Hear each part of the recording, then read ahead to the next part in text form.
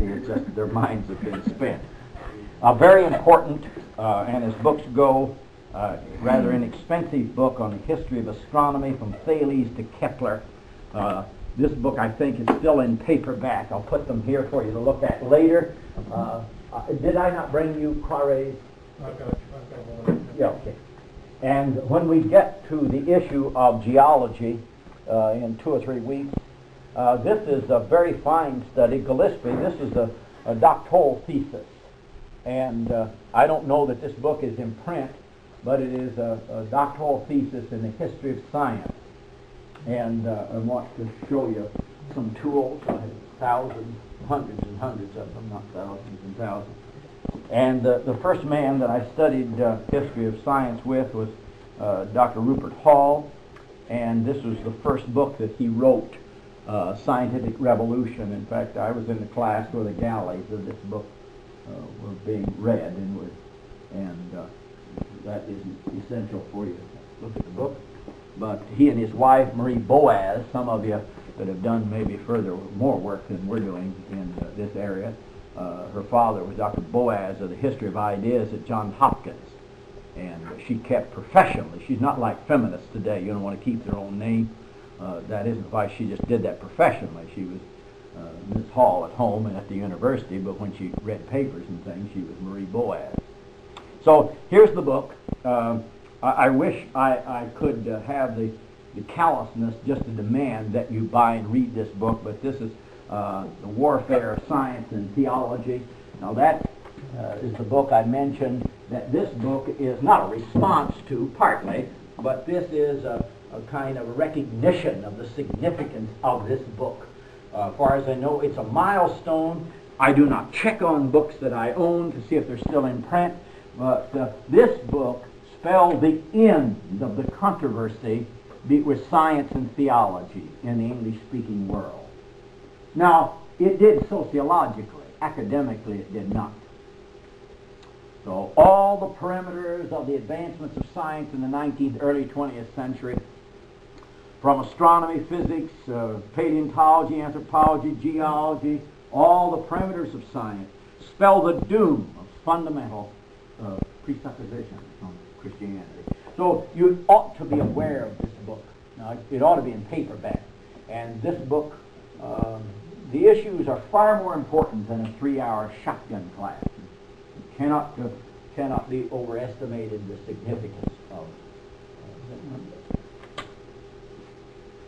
Oh, good.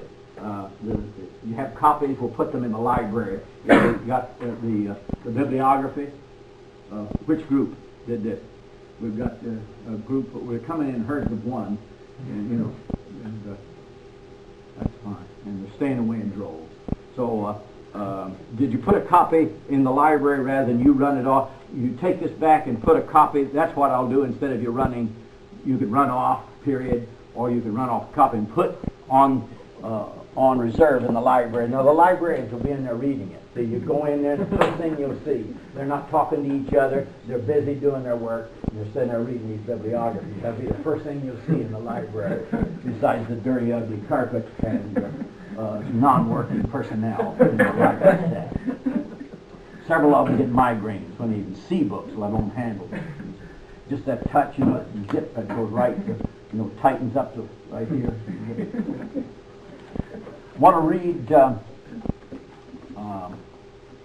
little thing that's from an odd source. Here, I've got one more book, sure. When we get to, it may be a couple of weeks, but this is a definitive Harvard monograph in the history of science on atoms and power, an essay on Newtonian theory of matter. I'll take, this is a very important, it's a doctoral thesis. That means all primary sources, for the most part. Most people had never read them before. I want to show you what's here, and then we'll return to Galileo. In the next turn, we won't be done with Galileo, but we just have to be finished with him tonight. Have to start turning into Newton. And on the other side of this development, I want you to see things that are disastrous to the Christian reading. There will be a development of the concept of matter. Now, whether I get to that next time, this will be the foundations of 18th and 19th century materialism. So I will have some material on theories of matter, which will be the foundation of materialism.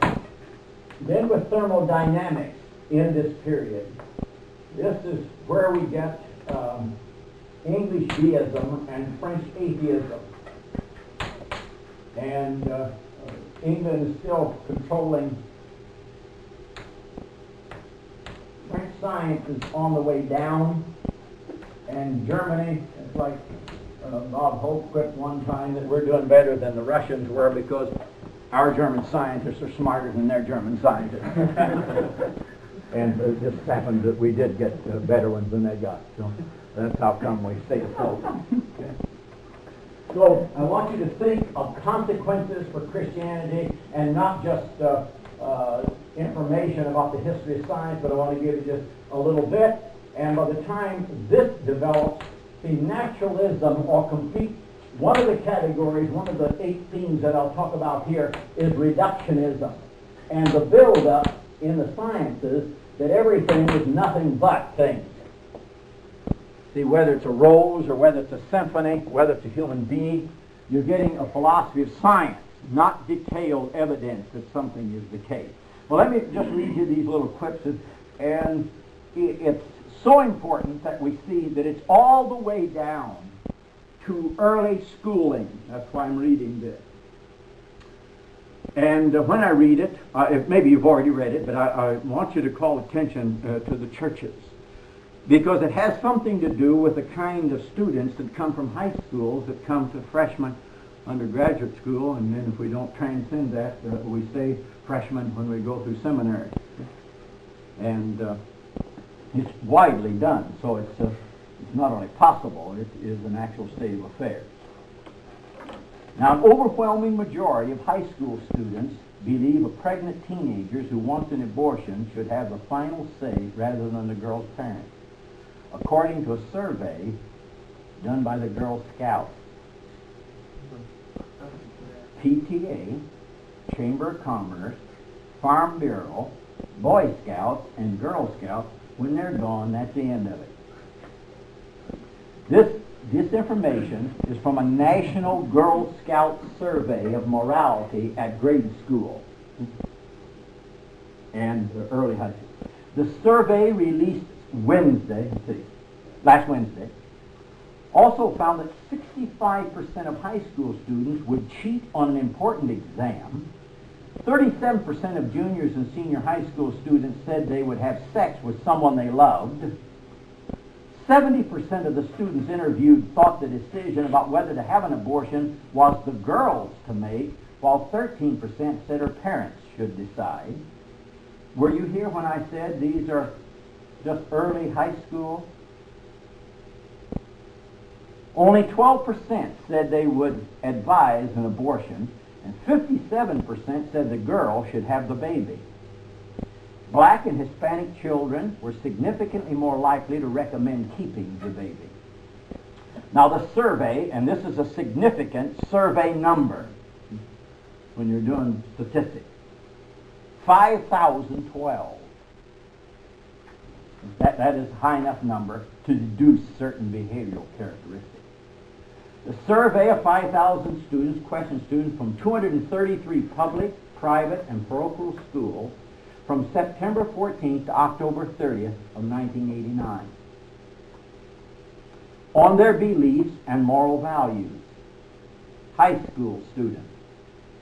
Questionnaires were different for students in grades 4 to 6 and for juniors and high school students. Among other findings, nearly half of those surveyed, 45%, said they rely on their own experience when deciding what is true. Grade school and high school, you don't need to worry. And they're starting New Age study down in the basement of the so-called library building here in this community. And the Baha'i has been meeting there in Lincoln and Little, rural, conservative, Lincoln. Principal of grade school, and then I'll finish reading. Decatur, a lady that's in one of the congregations, one of your brothers in the seminary. says in Decatur, Illinois, that's the armpit of the nation, along with Peoria and Bloomington and Springfield, Champaign-Urbana,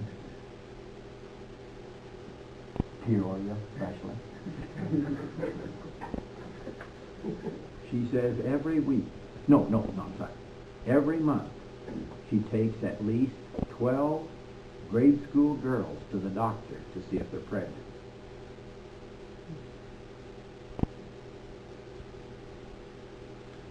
This is a lady principal in Decatur.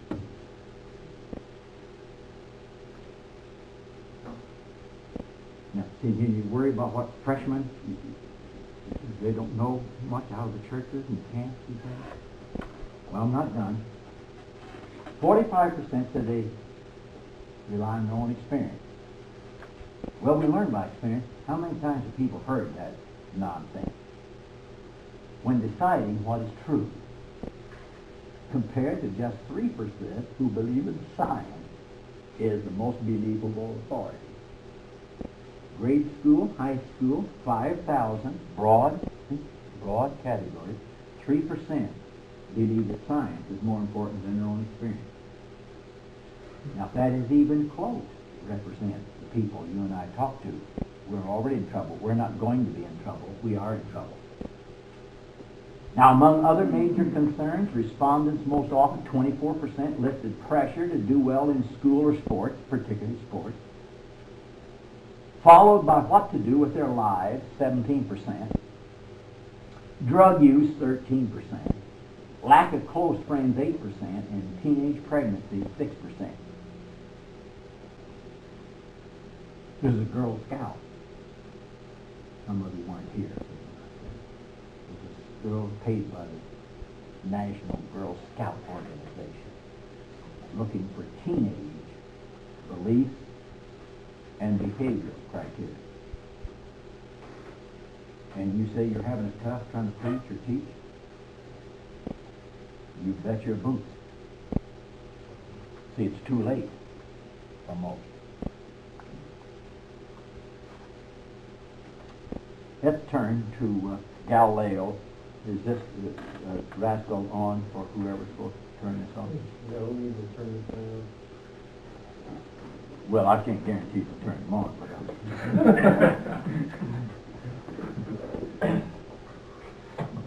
if you'd return to what little we said about Galileo.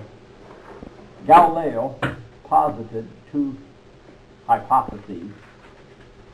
I want you not to forget that hypotheses is Latin.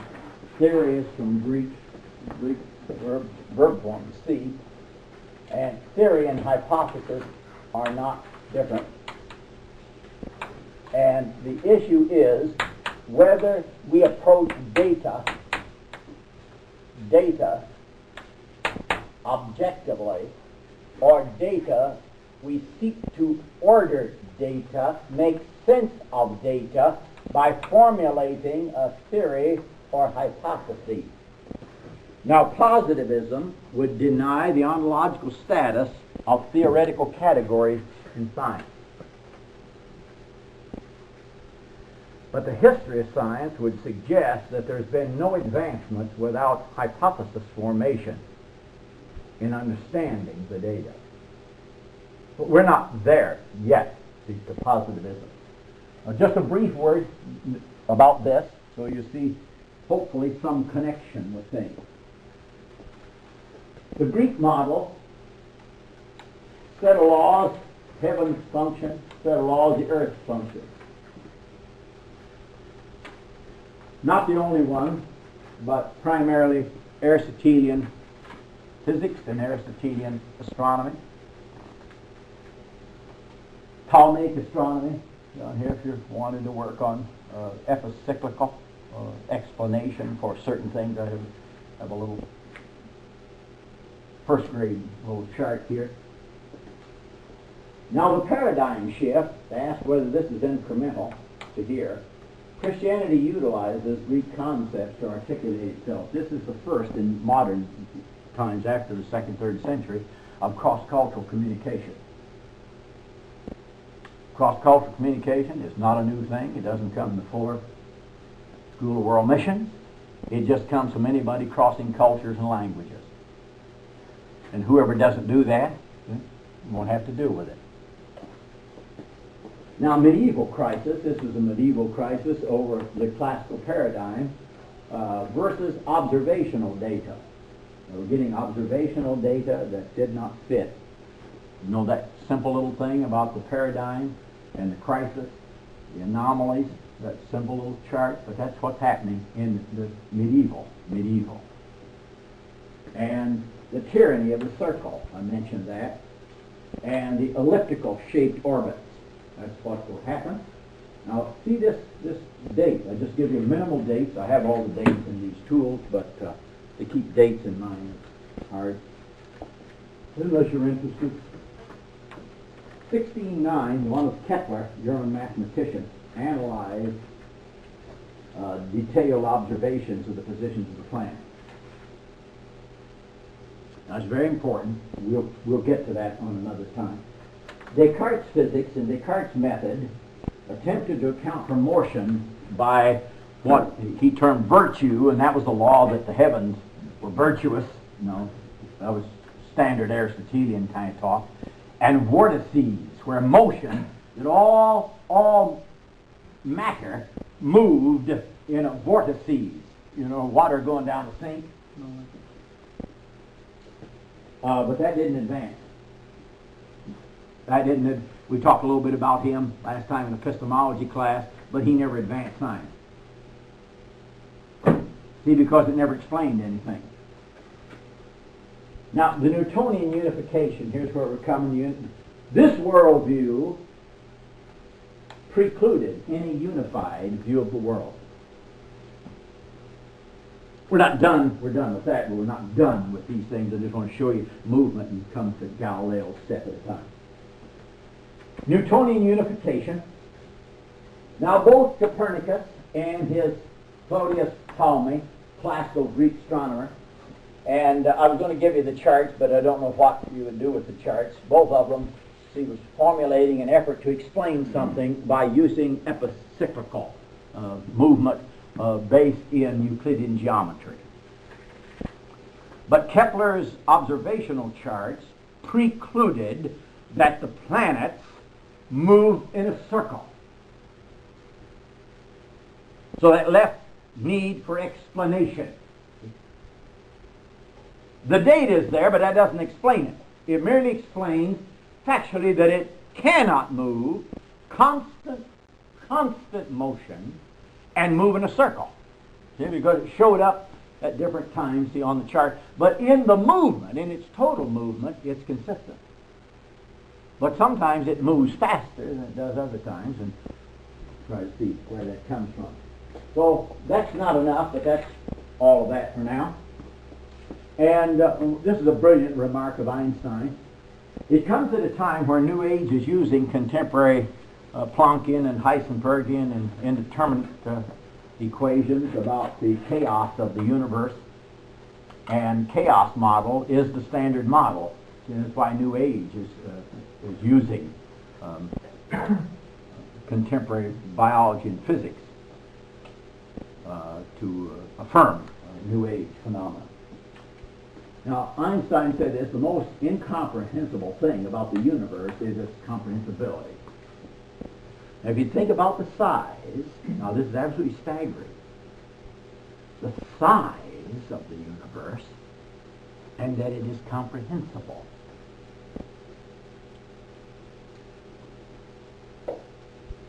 See, that's staggering, and I put that up just as I sermon.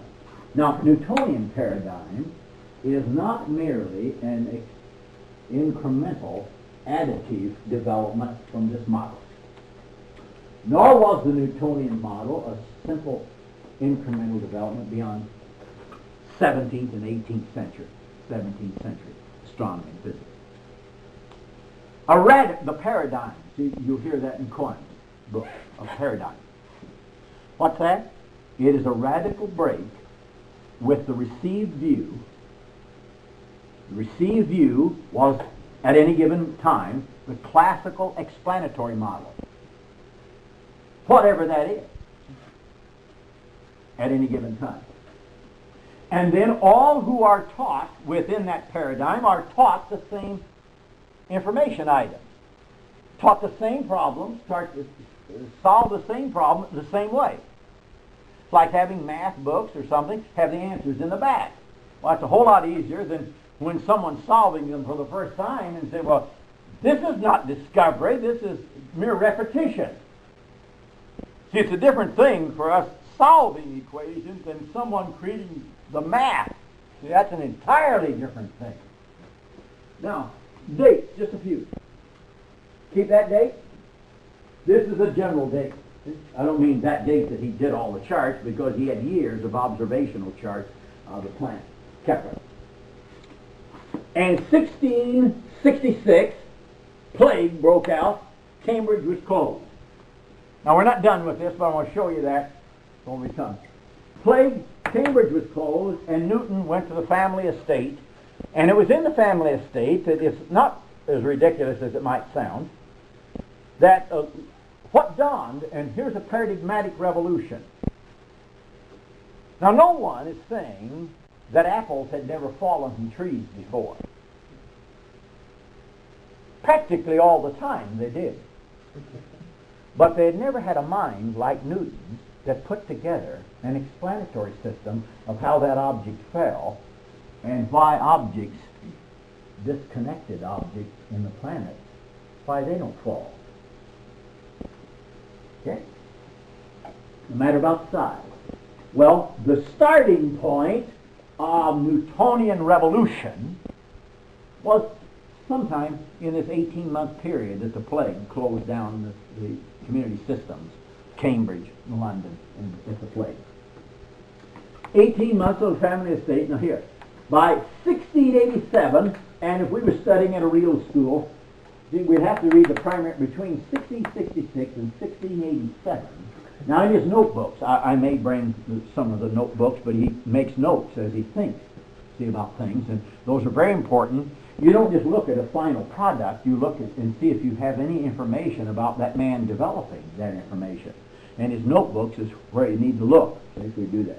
So between these dates, 1666, 1687, and he published his Principia Mathematica, 3 volumes. And to show how uncivilized Newton was, he came to hate Hook, Captain Hook, you know, in that Broadway play, Captain Hook, you know. Well, this represents, the Principia Mathematica of Newton, represents the end, but it's this amount of time. Right here. The end of the distinction between the laws of the heavens and the laws of the earth, they're over. But those dates, see, it's been a long time ago. 300 years. But this ends that model. And it is not merely an incremental end. You know, gradually improving, A students going to real teachers and A students going to real teachers, and then they all get so smart to have all the answers. That's not what the data shows. Newton saw something, saw it intellectually. I don't mean that he empirically saw it, because you can't empirically see what Newton saw. But he's not a mystic, because it has public testability. Now, Halley's Comet will be a confirmation. Now we're headed for a universalization of scientific explanation. That's what this is about. And I'll try to give you tools when we come to chemistry and we come to things. The universalization of scientific explanation. And man, it looked like the scientific method, this method, see, would fit every area of study. Put down just the universalization of it. Well, Halley's Comet, now notice, this material was over planets. And Halley's Comet, this we'd have to do a little geometry, things like that, spherical.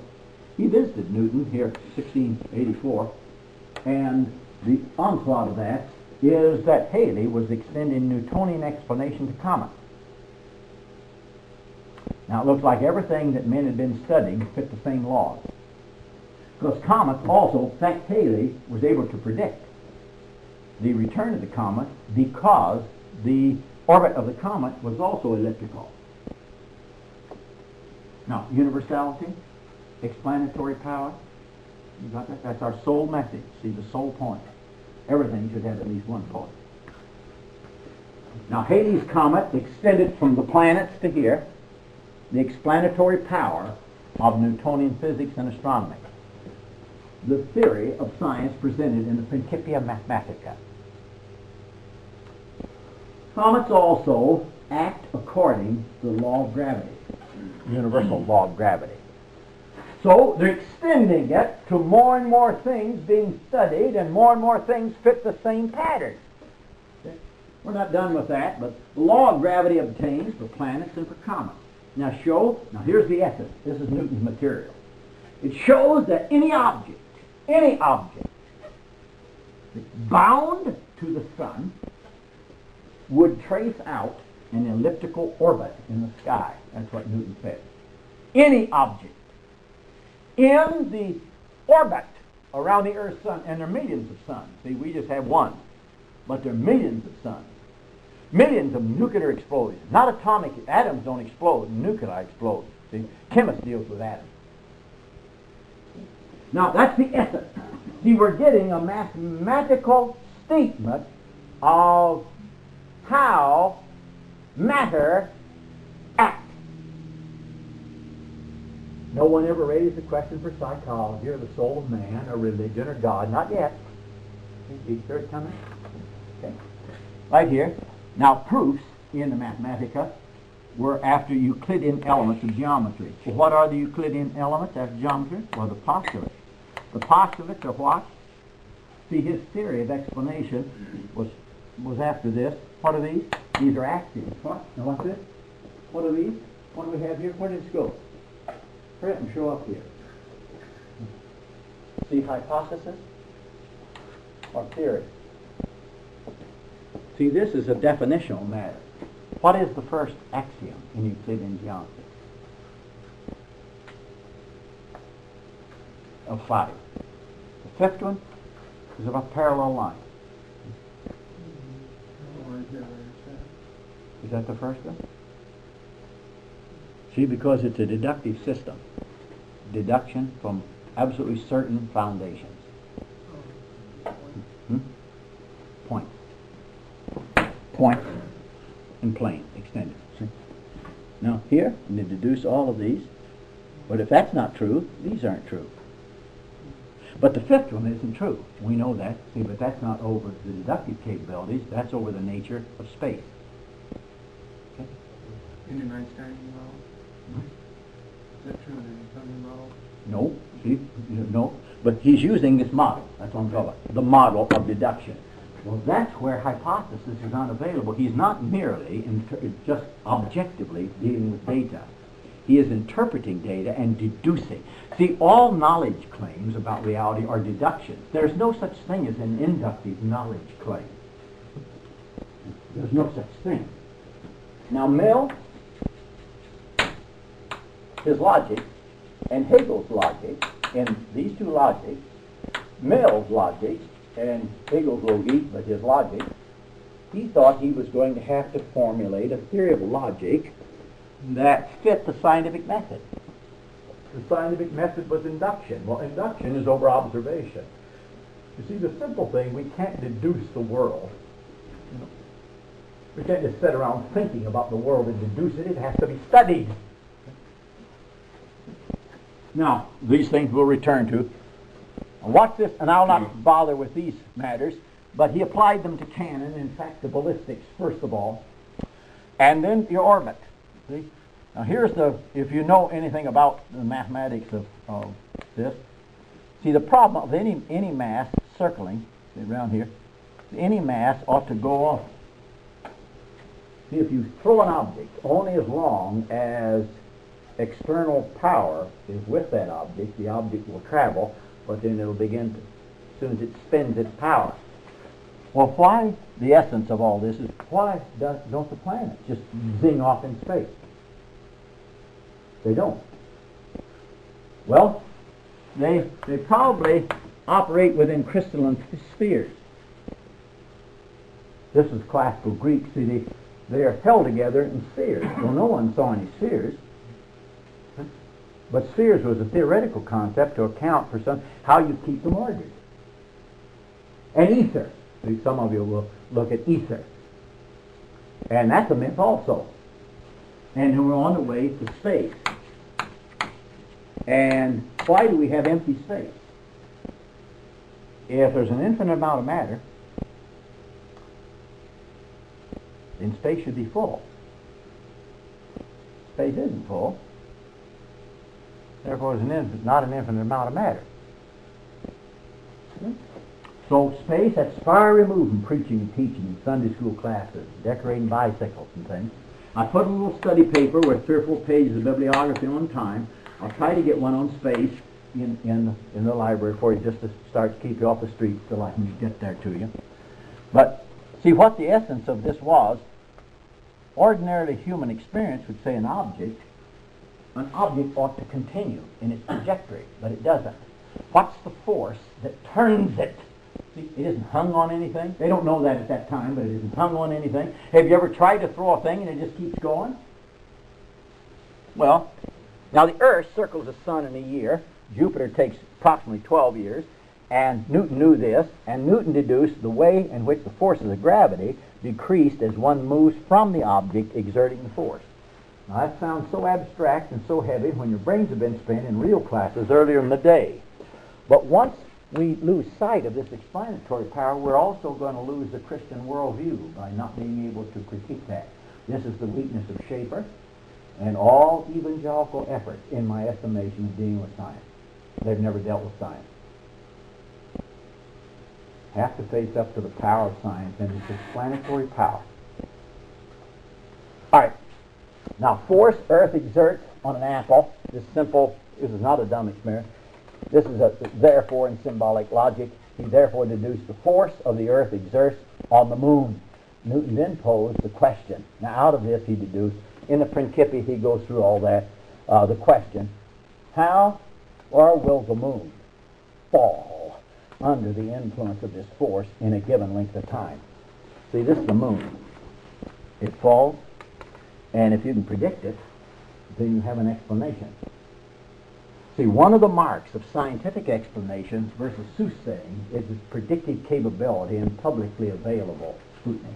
It must have predictive power in order to produce, and we'll talk about that later. John, there's excellent material in that book, the best single chapter, on the relationship between explanation and prediction, whether it's symmetrical or asymmetrical. Okay? Very important. Well, this method, and we're on the way, comets, different things, on the way to the assumption of a universal principle of universality of this method. It'll be applied to geology, to chemistry, to light, heat, magnetism, thermodynamics, Bible study, biblical criticism, exegesis of the text and everything. This right here. Now look at that some more. These we'll return to. But in this very period, glass makers, this is a special category of glass makers I'll talk about, we're on the way to building up spectroscopy. Now the path, the stars, is on the way, chemistry will build up, and then the relationship between the length of the light rays, between the spectrum, the ultraviolet, the blue and the red, be able to predict in the stars a new element. They'll be able to examine the stars and be able to tell the chemical composition of the stars. We were into this category by the late 18th century, early 19th century. What's that? See, this method is being extended into ever larger explanatory power. See, when they begin studying the theory of light passing through prisms, they can tell because chemical compounds and chemical units will show up color spectrum, and they are consistent with that. So when you run the stars and see different colors, you know if it's blue, it's yellow, it's red, you know the chemical composition of it. So this whole field, we'll touch on that. I want to be able to have a revival here over that. So light, theories of light will be discussed, theories of heat will be discussed, and chemical compounds will be discussed in order, just to order this phenomenon. But when this develops, and Bunsen burner, you know him, and you know the two things, he wrote Arsenic and Old Lace. No, he didn't do that either, but he was one of the great chemists. We'll touch on chemistry. But these things will develop. We're on the way to the relationship of glass, forms of glass, to sight or observation, telescope and microscope. Without the precision, being able to remove the impurities in glass. At this particular time, it took 2 weeks to produce just one batch of glass. And they were going to add chemistry to remove the impurities so they'd have a better glass to see. And then biology will develop, and they will develop the microscope. And you don't see all those little animals running around until you have even a high school microscope, and you say, well, I didn't know that. So you will begin to see that the world's larger and smaller, but the universality of the explanatory power will reach into all perimeters. Geology, biology, and they'll go into biblical criticism, the Genesis account of creation, thermodynamics, each step along the way is developing a method that will give knowledge that the human mind did not have prior to that investigative procedure. So we'll catch up with this material. Just want to put it up to see, be able to calculate the velocity and currents of electricity and relate electricity, heat, light, magnetism, all these things, chemical composition, be able to tell the composition of the stars, and be able to interpret the composition of the stars, the composition of the heavenly bodies. And therefore, this development will enable the scientific method to reach beyond simple observation on the Earth or planets or comets. Now, those are things that are very important. It comes a little bit at a time, so there is an element of incremental development. Incremental development. I'm sure it'd be absurd because there's too many important things for you to study. If I were to say we need a 3-hour class in the history of electricity and a 3-hour class in light, heat, magnetism, as an explanatory system, I imagine that there wouldn't be an epidemic of people interested. But by the time those disciplines are developed in the 18th and 19th century, we have a method that has told man more about the world than he ever knew before. And then that method will be applied to everything. And once materialism, see, I have 8 theses about the nature of matter. And materialism will be one of those, and materialism will be the position that there isn't anything in the universe from a rose to a human being that isn't reducible to physics and chemistry. Okay. And if that's, yes. Are you talking about Bacon's explanation, what you're talking about right here? Well, universality, they will work out actually the 3 propositions by this is by middle, you see this date, I just put a few dates just to give you some bearing, that's all. But Bacon's Novum Organum says that scientific knowledge is objective, which means the subject or the observer doesn't enter into the material. The methodology is universal, this is what's being worked out, and that it is ethically neutral, i.e. science has nothing to do with morality.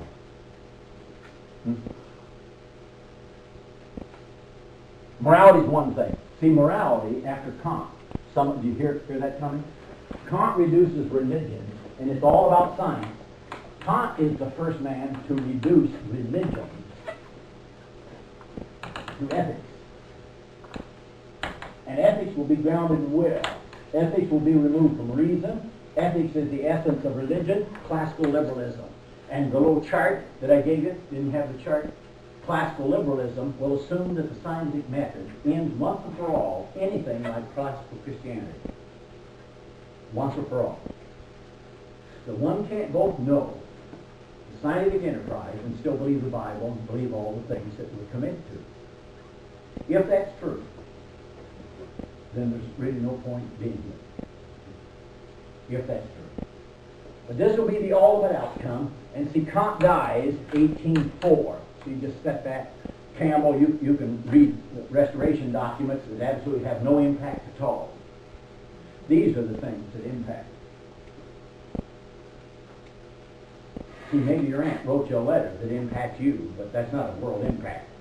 We're talking about impact. When I talk about impact, I mean big. Now, does this make sense? Religion is reduced to ethics